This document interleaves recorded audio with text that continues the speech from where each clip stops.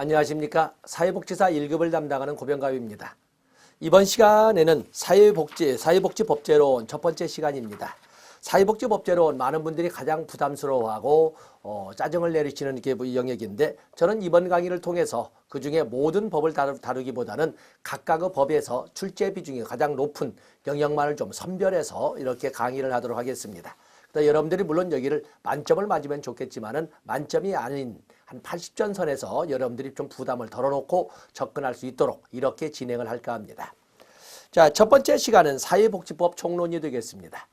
우리가 법제론을 공부하다 보면 먼저 법학개론의 영역이 진입을 하는데, 우리도 여기 사회복지 관련 법률이 쭉 나와 있지 않습니까?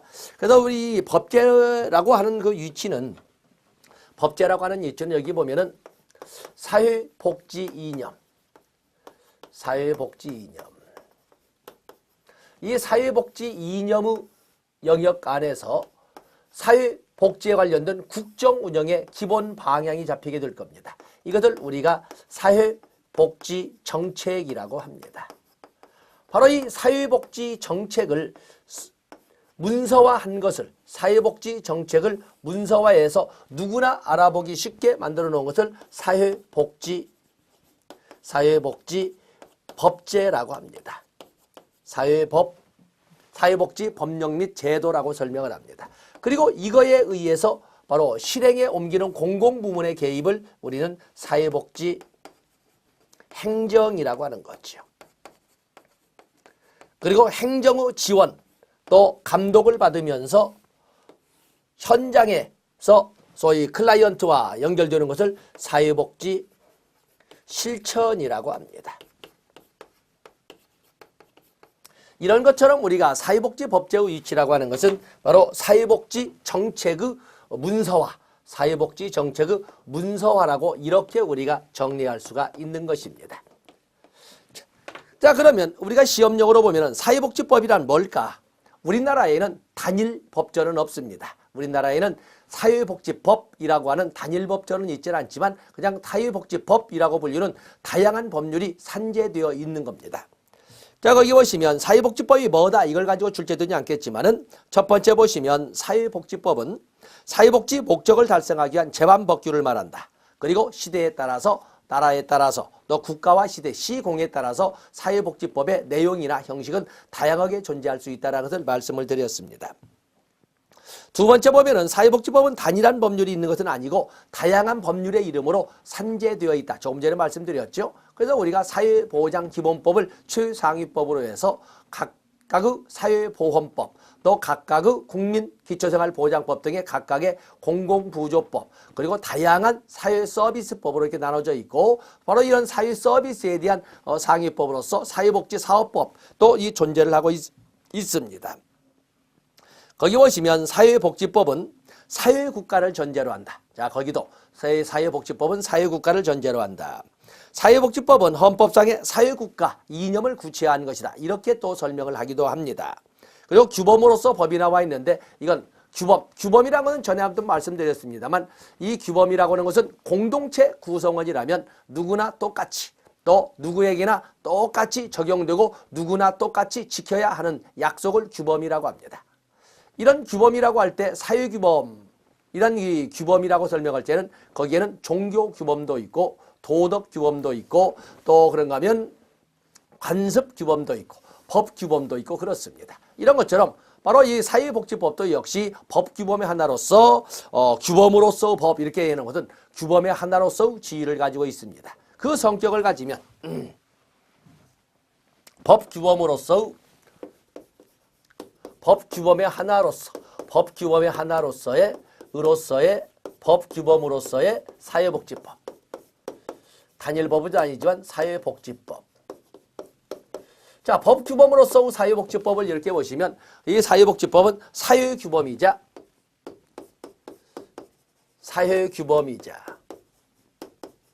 또한 강제규범이자, 그렇죠? 사회규범이자 강제규범이자 문화규범이자 인간이라면 또 국민의 한 사람이면 반드시 지켜야 하던 당위규범입니다.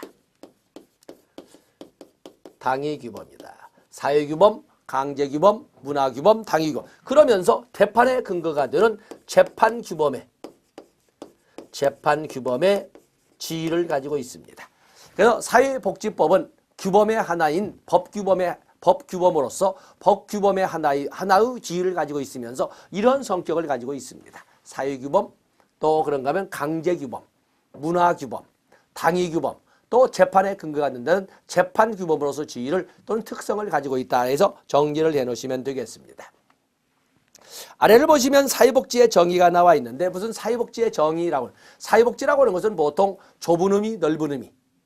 좁은 의미에서 사회복지라고 하는 것은 보통 노마니시는 한정적으로는 이렇게 표현했는데 도움이 필요한 사람만을 대상으로 하는 이런 국가적 개입을 좁은 의미의 사회복지라고 하는 것이고 넓은 의미의 사회복지라고 하는 것은 국민의 한 사람으로서 뭔가 가지지 못한 사람이 있다면 보편적 욕구가 충족되지 못한 사람이 있다면 국가가 당연히 갖게끔 해주는 국가 개입을 사회복지라고 한다 하는 소위 전 국민을 대상으로 하는 것은 보편적 사회복지 또는 넓은 의미의 사회복지라고 이렇게 설명하고 있습니다. 또 그런가 하면 위렌스키와 르버 같은 경우는 사회복지의 개념을 뭐라고 정의하냐면 기존의 제도나 정책이 제 기능을 발휘하지 못함으로써 도움이 필요한 사람이 있을 때 그 사람을 돕기 위한 국가적 개입 또는 조직적 노력, 사회적 노력을 사회복지라고 한다. 이렇게 정의를 함으로써 제도와 정책의 미비를 가지고 사회복지를 끄집어냈습니다. 이런 것처럼 사회복지의 개념은 아주 다양하게 존재를 합니다. 뭐 다면적, 다차원적 개념이다 이렇게 보기도 하고 사회적 행복 추진을 위한 노력의 총체라고 이렇게 설명하는 것처럼 사회복지의 정의는 다양합니다만 지금 여기에서는 사회복지법의 그 개념 정의에서 사회복지를 하나의 목차로 집어넣은 목차로 설정한 그런 그 내용이라고 보시면 됩니다. 다음에 사회복지법이라고 하는 것은 사회복지법은 형식적 의미의 사회복지법과 실질적 의미의 사회복지법이 있습니다.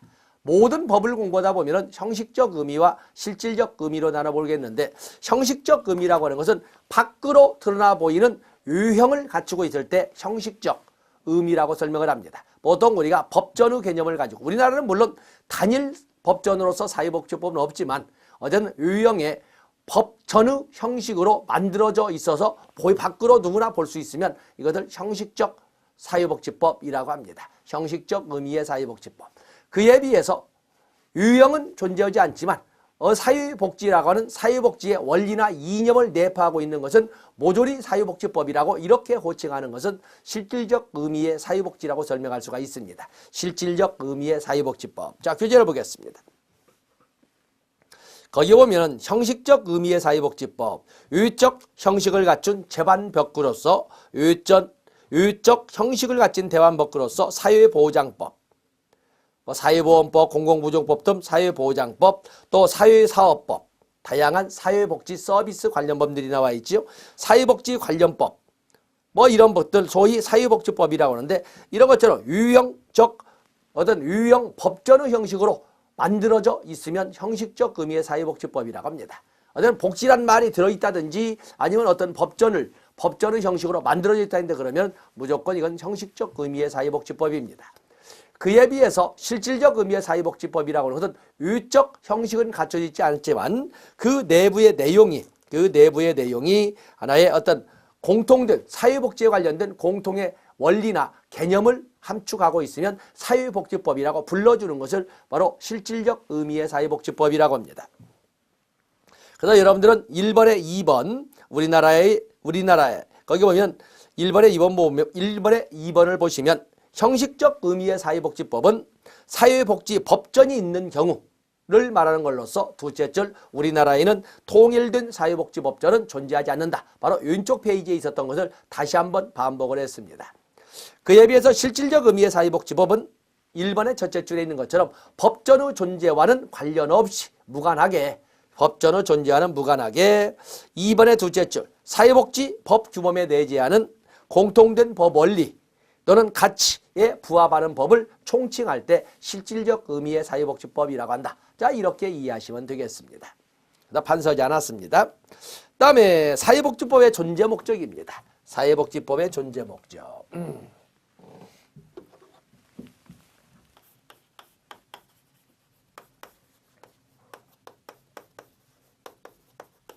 존재 목적입니다. 사회복지법의 존재 목적을 보면 보통 우리가 법의 존재 목적은 법의 목적입니다. 여기는 일반적으로 정의, 또 그러면 한목적성,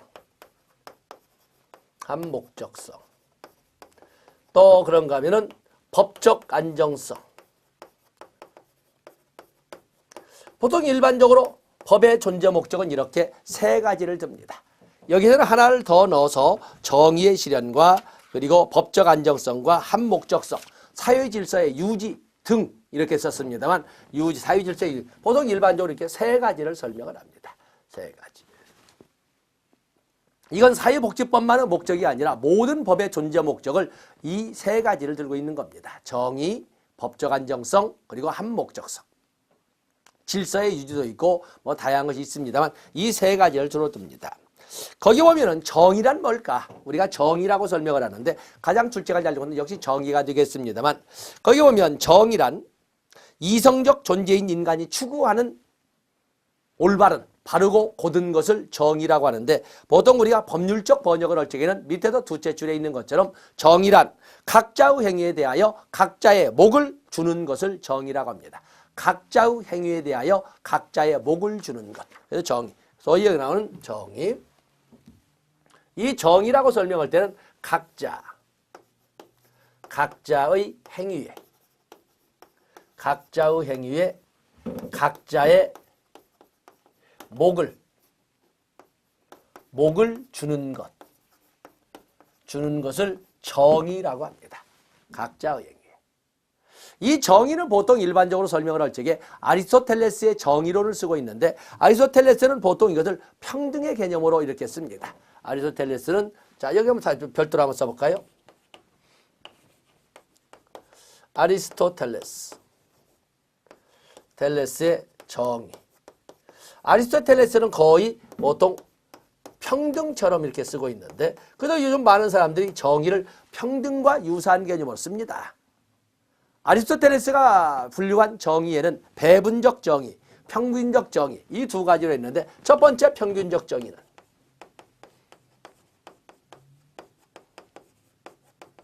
평균적 정의라고 하는 개념은 절대적 평등의 개념입니다. 절대적 평등. 절대적 평등의 개념으로 이렇게 보고 있습니다. 누구나 똑같이의 개념으로 산술적 거기 보면 산술적 정의, 교환적 정의 이렇게 하지 않습니까? 절대적 평등과 유사한 개념으로 하면서 산술적 정의니 또는 교환적 정의니 이렇게 의미를 합니다. 보통 우리가 평등의 개념으로 할 때는 보통 여기 아리스토텔레스는 이것을 평균적 정의라고 이렇게 표현했던 겁니다. 그에 비해서 배분적 정의.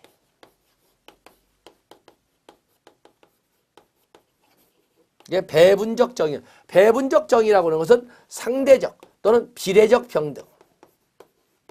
상대적 평등과 유사한 개념으로 이렇게 해석을 하고 있습니다. 그러다 보면 배분적 정의, 상대적 정의라고 설명하지 않습니까? 그래서 다른 것은 다르게. 다른 것은 다르게의 개념으로 접근하는 것이 바로 배분적 정의가 되겠어요. 그래서 이 아리스토텔레스의 영향에 의해서 보통 정의 그러면 많은 사람들이 평등과 같은 개념으로 이렇게 해석하고는 합니다. 자, 교재를 보겠어요. 자, 아리스토텔레스 정의의 본질을 평등에 찾았다. 그래서 평균적 정의, 절대적 정의, 산술적 정의, 교환적 정의라고 하는데 일반 절대적 평등으로 평등을 내용으로 하는 정의이다. 셋째 줄에 나와 있죠. 자, 한번 보겠습니다. 법률관계상 급부와 반대급부, 손해와 배상, 형법상 범죄와 형벌을 논하는데 같은 것은 같은 방법으로 누구나 똑같이 같은 것은 같은 방법으로를 현실하는 것으로 절대적 평등을 내용으로 하는 그래서 절대적 평등이라고 이렇게 노트 정리를 했습니다. 그에 비해서 배분적 정의, 상대적 정의가 나와 있는데 개인의 격차에 따라서 개인의 권리와 이익을 배려하는 비례적 평등을 내용을 한다. 그래서 여기 상대적 평등, 비례적 평등의 개념으로 이렇게 설명을 했습니다. 너 정의해 봐주시고 또 그러면 법적 안정성. 그리고 한목적성. 자, 이렇게 세 가지를 주로 주된 법의 존재 목적이라고 설명을 합니다.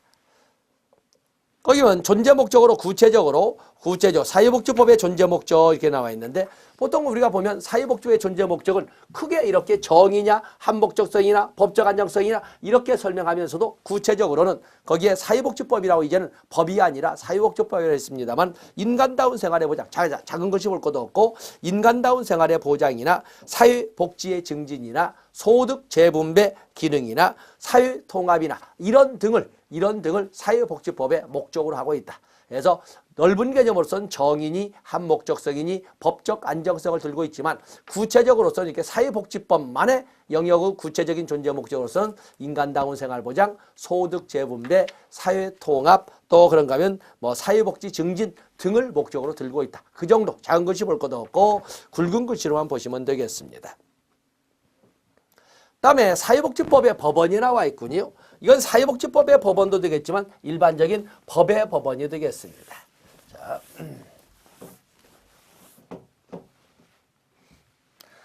우리가 법원이라고 이렇게 보면 법원이란 말이 한자로 쓰겠습니다만 이렇게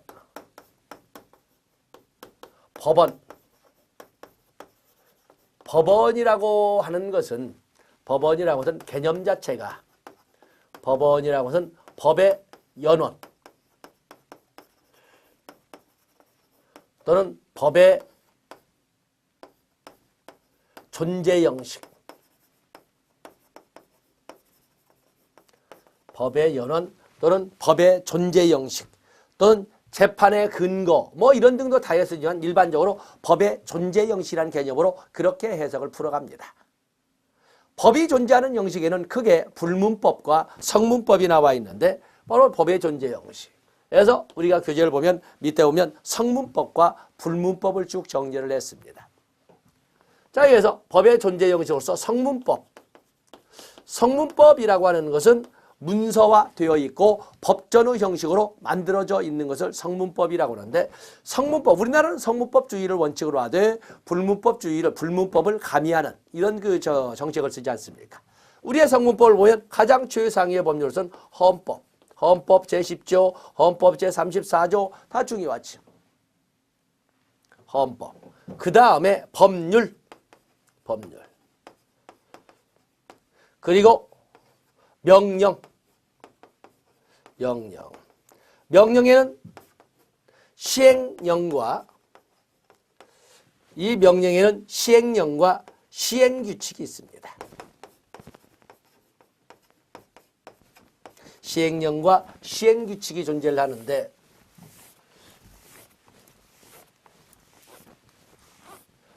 시행령은 대통령령을 말하는 거고 시행규칙은 크게 두 개 총리령과 부령을 합쳐서 시행규칙이라고 이렇게 부릅니다. 그걸 합쳐서 그냥 명령이라고 합니다. 명령. 또 그러면 자치법규가 있지. 자치법규로서 당연히 조례와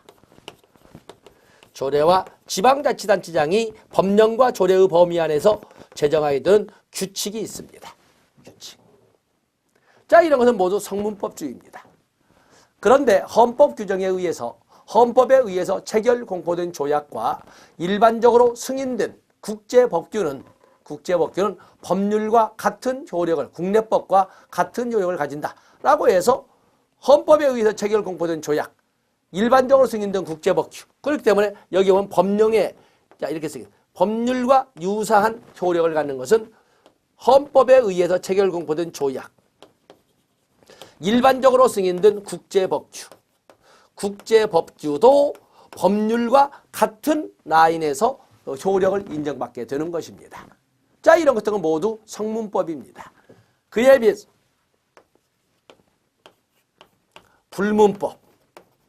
불문법에는 우리는 불문법을 가미하는 것이 되겠는데 여기에는 관습법,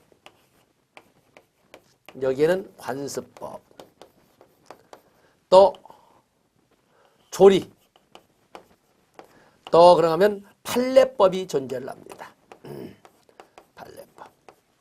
거의 법의 존재 형식은 이렇게 성문법 주의를 원칙으로 하되 불문법을 가미하는 우리의 원칙에서 성문법에는 이러한 종류가 불문법에는 아래와 같은 것이 있다. 자, 한번 먼저 보겠습니다. 거기 성문법에는 헌법, 법률, 그리고 명령, 대통령령, 총리령, 부령이 나와 있고 자치법규. 다음에 5번에 보시면 조약과 국제법규가 나와 있는데 헌법 제6조를 적어놨습니다. 헌법에 의하여 체결 공포된 조약과 일반적으로 승인된 국제법규는 국내 법규와 국내 법과 같은 효력을 가진다. 이렇게 설명을 했습니다. 대표적으로 우리가 국민연금법을 할 때 다루겠습니다만 사회보장협정의 경우에 우리가 바로 이 일반적으로 승인된 국내 법규, 맞아요. 국제법규로서 국내법과 같은 효력을 갖는 그 예를 들어보게 될 겁니다. 다음에 불문법이 나와 있는데 불문법 보면 관습법, 또 판례법, 조리 등이 있다. 관습법, 그래서 조리 등이 있다 이렇게 설명을 하고 있습니다. 그래서 여기는 작은 글씨로 놔둔다 해도 적어도 이런 정도를 여러분들이 가지고 가시면 됩니다. 다음에 다시 410쪽에 보시게 되면 거기 법원의 효력순위가 나와 있습니다. 법원의 효력순위. 이 법원의 효력순위.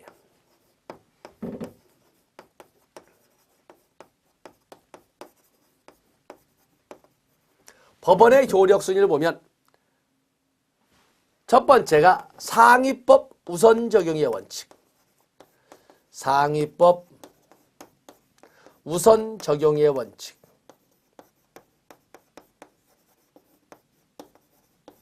또 그러면 두 번째 특별법, 일반법과 특별법이 있을 때는 특별법 우선 적용의 원칙. 특별법 우선 적용의 원칙. 그리고 옛날에 만들어진 법과 새로이 만들어진 구법과 신법이 있다면 신법 우선의 원칙. 신법 우선의 원칙. 또 그러면 법률 불소급의 원칙. 특히 형법상 법률 불소급의 원칙. 자, 이런 등등을 보통 법 적용의 원칙이라고 합니다. 그냥 법원의 효력이라고 제목을 다하기 때문에 4번은 안 썼습니다만은 보통 상위법 우선의 원칙, 특별법 우선의 원칙, 그리고 신법 우선의 원칙을 적용을 하고 일반 법의 적용의 원칙으로 제목을 바꾼다면 거기에다가 형벌이나 또는 참정권에 다 적혀 있습니다. 법률 불소급의 원칙이 나와 있습니다. 자, 그 정도를 여러분들이 가지고 가시면 되겠습니다. 다음에 이번에는 노마자 4번에서 사회복지법의 분류를 보도록 하겠습니다. 사회복지법의 분류 및 해석 방법이 나와 있습니다. 자, 사회복지법뿐만 아니라 모든 법에 거기 보면은 자연법과 실정법으로 나눠볼 수가 있습니다. 자, 거기는 판서 없이 보겠습니다. 자연법은 시공을 초월하는 영구불변의 법, 시간과 공간을 초월하는 영구불변의 이상적인 법을 자연법이라고 합니다. 그에 비해서 실정법이라고 하는 것은 인간에 의해서 만들어진 법으로 시대에 따라서 나라에 따라서 그 내용은 다르고 또 역사 흐름에 따라서 이 실정법은 끊임없이 바뀌어져 가게 됩니다. 보통 우리가 살고 있는 이곳의 대부분의 법, 또 사회복지법도 대부분 실정법이라고 아시면 되겠습니다. 그래서 거기 보면 실정법의 분류 이렇게 나와 있죠. 한번 여러분 손으로 적어보세요. 법의 분류. 거기 보면 법의 분류.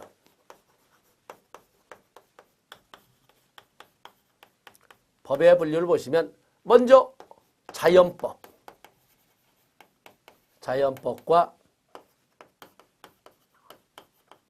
실정법이 이렇게 존재를 합니다.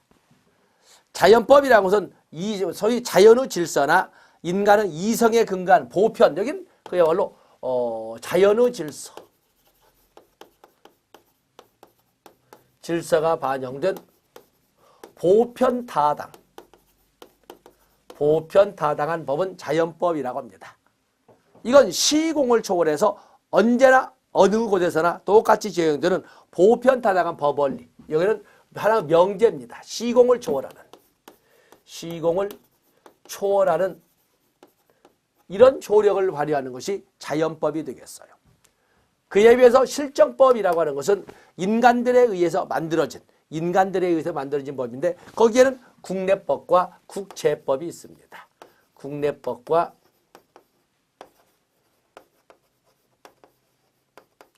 국제법이 이렇게 존재를 합니다. 뭐 국제법이야 당연히 국제조약이라든지 헌법에 의해서 체결된 공표된 조약이라든지 또 일반적으로 승인된 국제법규라든지 뭐 이런 등등은 보통 우리가 국제법이라고 합니다. 자, 좋습니다.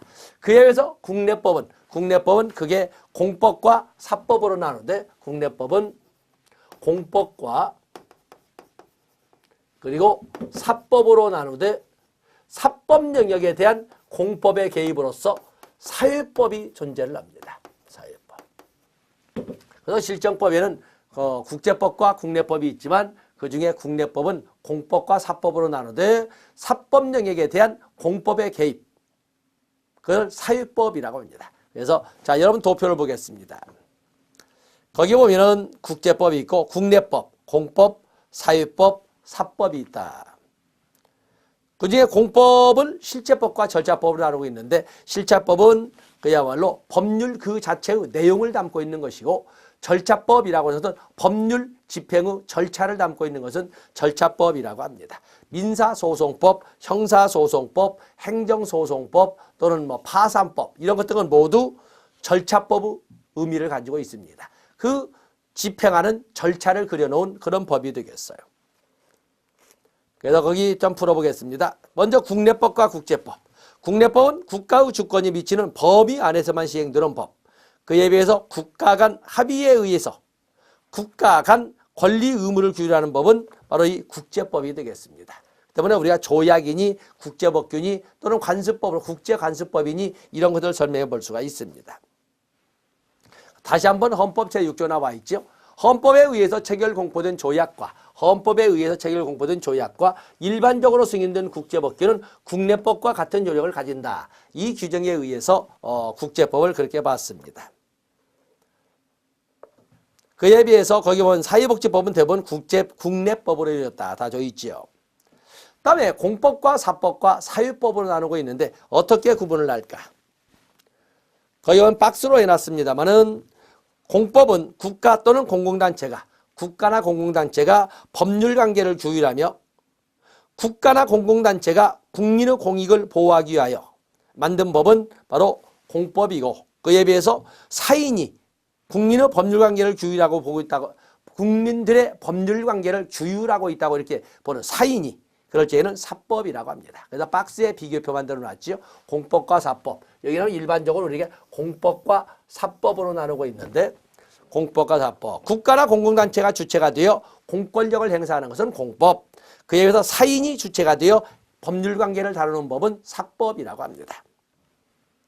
그러면 공법은 수직적 관계를 규율하고 있고 사법은 대등한 관계를 규율하고 있다. 그래서 공법, 사법 굳이 더 이상 안 읽어드려도 여러분 이해할 수 있겠죠? 그래서 그 정도 보시면 되겠고. 자, 별표하실 것은 사회법입니다. 사회법. 우리 사회복지에 관련된 법률들은 사회법이거든요. 그래서 거기에 보시면 사법에 대한 공법의 개입, 사법에 대한 공법의 개입을 그렇게 말을 합니다. 거기 사회법 보세요. 사회법.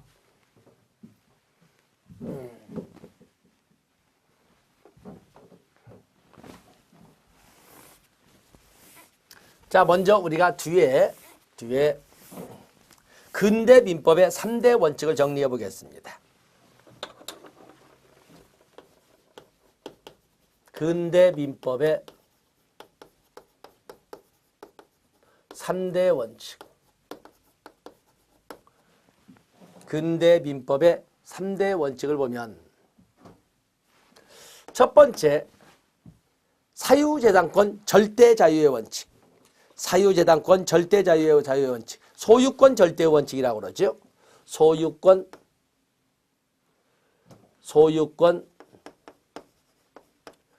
절대의 원칙. 또는 사유재산권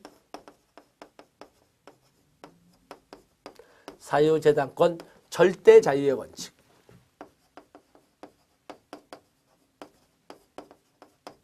절대자유의 원칙이라고 이렇게 길게 이렇게 쓰기도 합니다.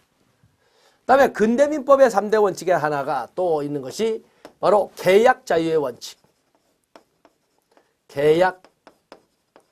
계약자유의 원칙. 이걸 사적 자치의 원칙이라고 그러죠.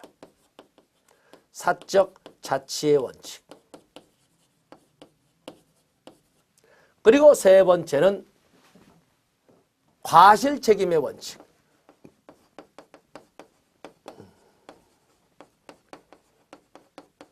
이렇게 근대민법의 3대 원칙은 사유재단권 절대자유의 원칙, 그리고 계약자유의 원칙, 과실책임의 원칙으로 그렇게 설명을 합니다. 과실책임의 원칙은 자기책임의 원칙.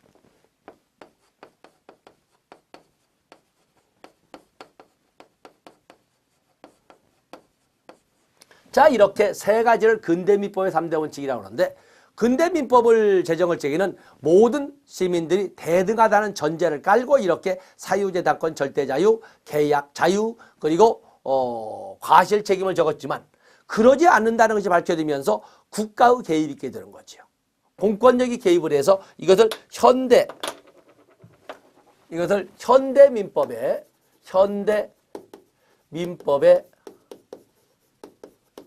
현대민법의 수정원칙으로 바뀌게 되는 거죠.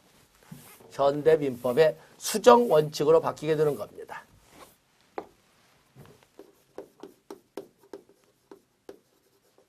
현대민법의 수정원칙. 소유권 절대의 원칙 또는 사유재산권 절대자의 원칙을 뭘로 바뀝니까? 사유재산권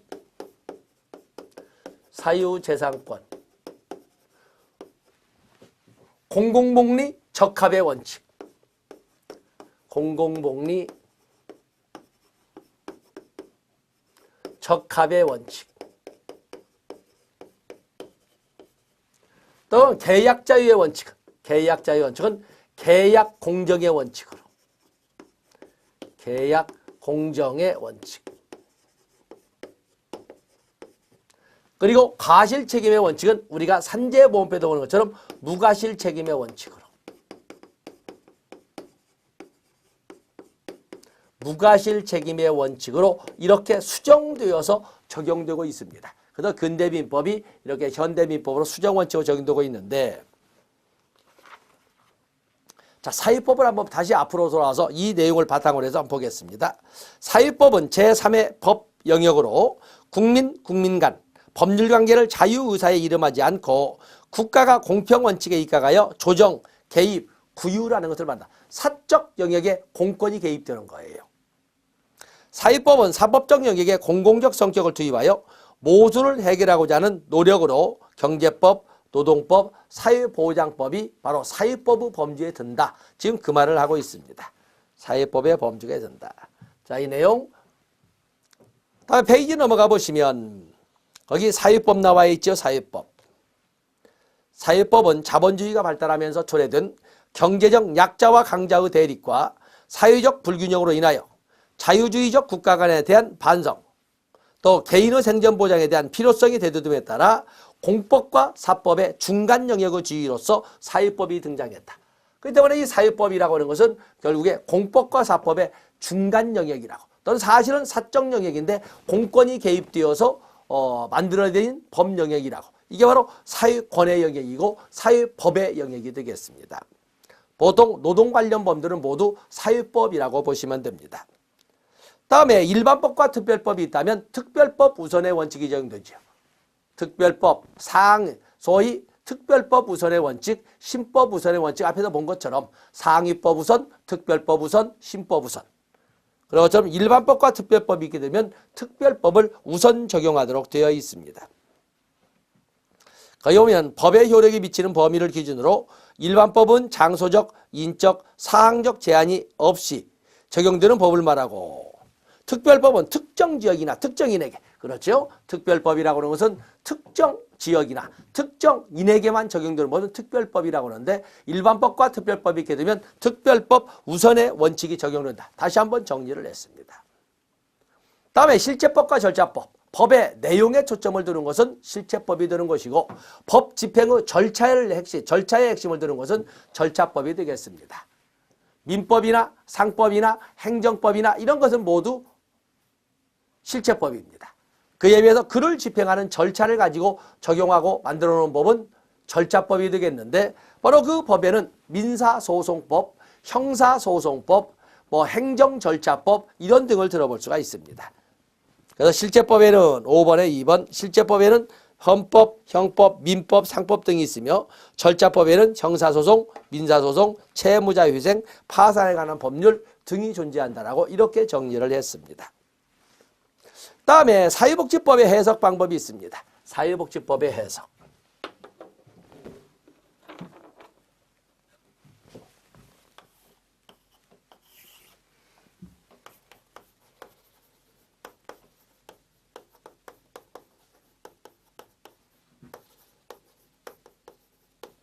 자, 사회복지법의 해석을 여러분들이 보시면 사회복지법의 해석의 첫 번째 가장 악용은 유권 해석이 있습니다. 이 유권 해석이라고 하는 것은 국가기관이 주어진 권한에 근거해서 해석하는 하는 걸로서 일명 공권 해석이라고 합니다. 공권 해석. 이 유권 해석, 국가 공권력이 하는 해석, 즉 공권 해석을 가지고 말하는데 어디에서 하느냐를 가지고 입법 해석, 행정 해석, 사법 해석으로 이렇게 나눠볼 수가 있습니다. 거기면 입법부가, 행정부가, 사법부가. 그래서 이 유권 해석, 공권력이 공권력 행하는 해석에서 행정 해석, 행정 해석, 입법부가 행하는 입법 해석, 또 사법부가 행하는 사법 해석이 있습니다. 그래서 유권 해석, 국가 공권력이 행하는 해석이 되겠어요. 다음에 항리 해석. 항리 해석이라고 하는 것은 법학자들이 행하는 해석. 거기 보면 법학자들이 학문적 입장에서 행하는 해석은 항리 해석이라고 합니다.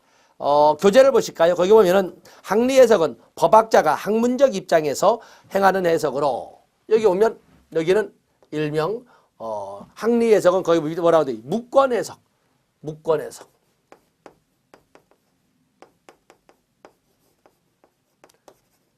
무권 해석이라고 하는 걸로써 이건 법학자가 학문적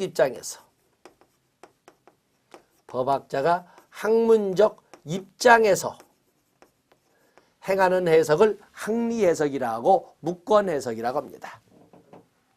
거기 보면 법규범 거기 보면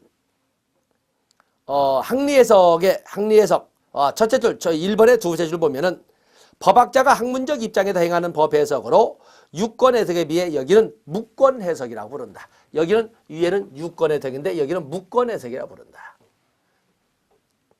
2번의 둘째 줄 법학자 대다수가 지지하는 학설인 통설은 법 해석에 유력한 근거가 된다. 이렇게 설명을 했습니다. 그다음에 물리 해석, 자구 해석이 있죠.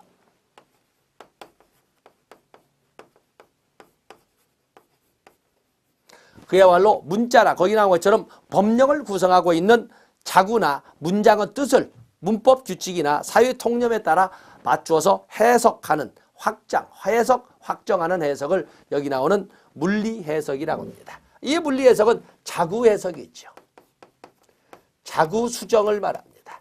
자구 수정 등을 통한 해석을 물리 해석이라고 합니다. 그리고 네 번째 가장 중요한 유추, 논리 해석이 있습니다. 논리 해석.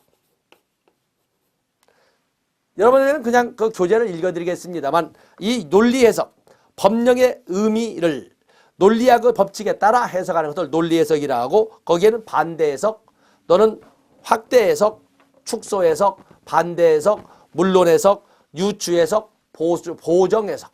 그 중에 가장 중요한 것은 유추 해석이죠. 유추 해석.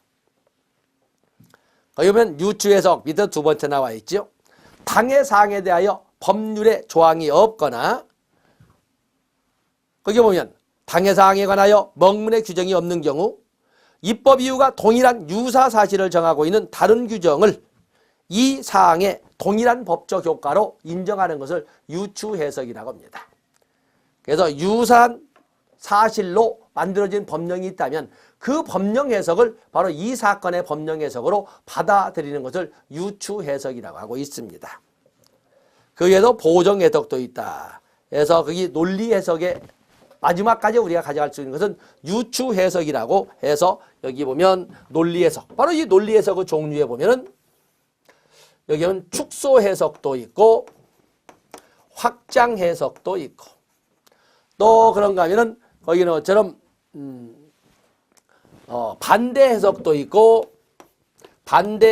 있고 물론 해석도 있고 그런가 하면은 유추 해석도 있고 또 그러면 밑에 있는 것처럼 보정 해석도 있고 당의 사건에 대해서 어떠한 해석한 법률이 없다면 유사 사실을 규정하고 있는 법률이나 법률의 해석을 가지고 법적 효과를 이 사건에도 적용시키는 것은 유추 해석이라고 합니다. 그렇게 해서 우리가 보면 법률 해석은 이렇게 세 가지로 나누어서 볼 수가 있습니다.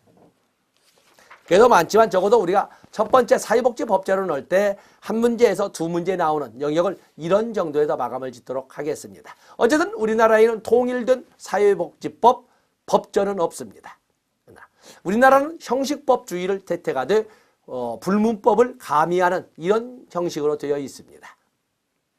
또 그러면 우리나라의 공법, 우리나라의 법률은 소위 국내법과 국제법으로 나눌 수 있는데 그중에 국내법은 공법과 사법과 그리고 사유법으로 나눌 수가 있는데 바로 사유법 해석이 오늘 사유법 해석이 그중에 또한 중요한 지위를 차지하고 있다고 해서 사법 영역에 공권이 개입된 바로 그런 영역을 사유법 영역이라고 했고 보통 경제법이나 노동법이나 이러한 공법과 사법의 중간 영역이라고 하면서도 사실은 사법 영역에 개입을 한 국가가 개입한 것을 사유법이라고 합니다. 노동법, 경제법 또는 사회보장법이 거기에 해석이 됩니다.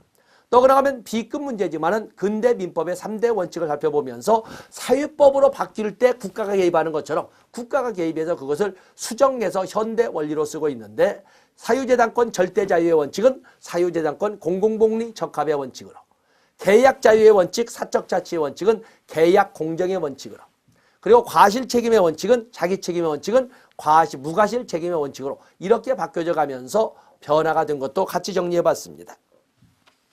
또 사회복지법의 해석 방법으로서는 국가 권력에 의해 이루어지는 유권 해석, 공권 해석이라고 하죠. 입법 해석, 행정 해석, 사법 해석.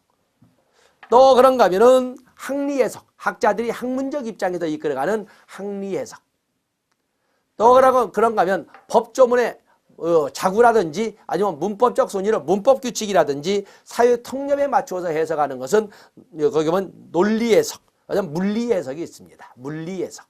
그에 의해서 논리 해석에는 반대 해석이나 물론 해석이나 확장 해석이나 축소 해석도 있지만 유추 해석이 있습니다. 유추 해석.